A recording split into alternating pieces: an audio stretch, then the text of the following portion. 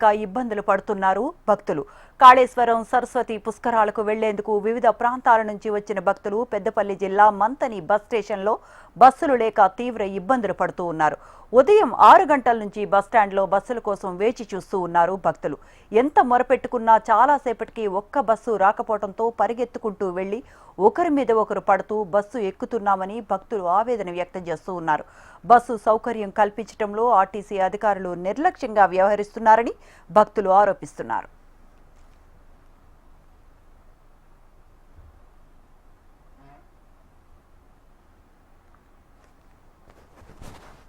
జయశంకర్ భూపాలపల్లి జిల్లా తాడిచెర్ల నుంచి 6 గంటలకు వచ్చినాం.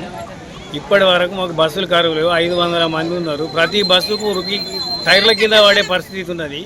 గవర్నమెంట్ ఏం చేస్తుందో దీని మీద స్పందించాలి కంపల్సరీ. గవర్నమెంట్ స్పందించకపోతే ప్రజలకు ఇబ్బంది అయింది. ఇంకా 5 రోజులే ఉన్నది కాబట్టి ఈ రకంగా చేయద్దు. ఏదన్నా ఉంటే తొందరగా స్పందించి 1 గంటల్లో 2 గంటల్లో చేయాలి. లేకుంటే అన్ని బస్ స్టాండ్లలో ఇదే ఇబ్బంది అవుతుంది.